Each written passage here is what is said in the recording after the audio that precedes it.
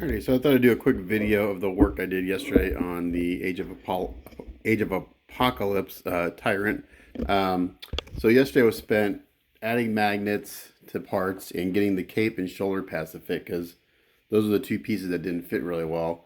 So I posted a few photos yesterday on Facebook, but I added magnets to the boots so that they are on the legs, and so they're plenty strong enough to hold the boots on, like so.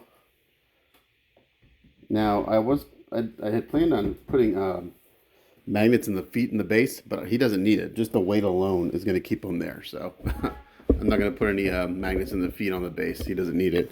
And I opted not to put magnets in the heads because, again, just the way this is designed, it doesn't need it. The part that was the hardest was the cape and the shoulder pads. So for the cape, I just put one magnet in, half inch by quarter inch magnet, because the cape is really held on by the shoulder pads.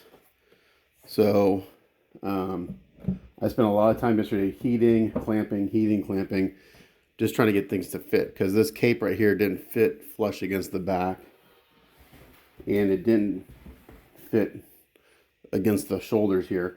There was about a half inch gap on each side of the shoulders, so the cape needed to be heated and molded around the back. And I did that slowly. I didn't try to do it all at once. I would heat it, clamp it, let it cool, heat it, clamp it, let it cool, and just kept doing that. Because on a big piece of resin like this, it's really easy to crack it if you try to do too much too fast.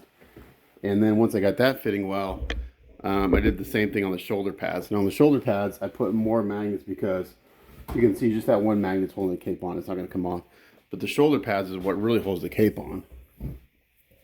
And this thing is a solid piece of resin. It's thick. So, taking the advice of many people, I use it to heat gun. I've never used a heat gun on resin, so I've always been afraid of melting it. But I did actually burn the primer a little bit because I got a little too close, but I can just sand it down and reprime it. But this is what needed the most work, and this took several hours and several rounds of heating and clamping to get to fit better. So the main reason is because initially this piece, get it higher, maybe. I can't, this is as tall as it goes. So right here around the neckline, there's a good half inch or more gap. So this piece is way out here. So this whole piece had to be heated and molded around the shoulder. So I would heat it, clamp it, cool it down, heat it, clamp it, cool it down, just keep working and getting it to fit. So that was the majority of the day yesterday, was just really getting the shoulder pads and the cape to fit. And then of course I've got magnets in the hands. This one really needed it. This one technically didn't need it, but we put it in there. And then the heads. So we got everything fitting well, magnetized. And today's step is I've got a little couple areas on the kit that are damaged, so just do a little sanding. We got that chipped in shipping. No magnets in the head, they don't need it. That looks good.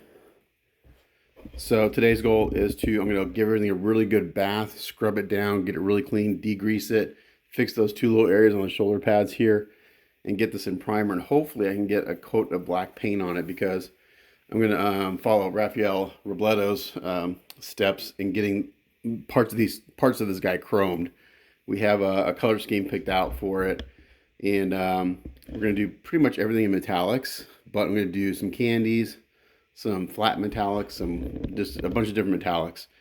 I need to talk to my client because I think I'd like to do the cape in maybe a non-metallic, but we'll talk about that. But massive piece, it's a day or two of just prep just to get things to fit. It's a great kit. It's an older kit, technically. It's been out for I think 5 years now. I don't know if there are any available yet. I think it's about an $1,100 kit, if I remember correctly. That's before shipping. But you're getting a big piece. It's 30 inches tall from the bottom of the base to the top of the head, and you get the two switch out heads. So cool sculpt. Oh, this is also sculpted by Sheridan Deuce, in case you didn't know. But yeah, great kit. Just some fitting issues that you have to deal with.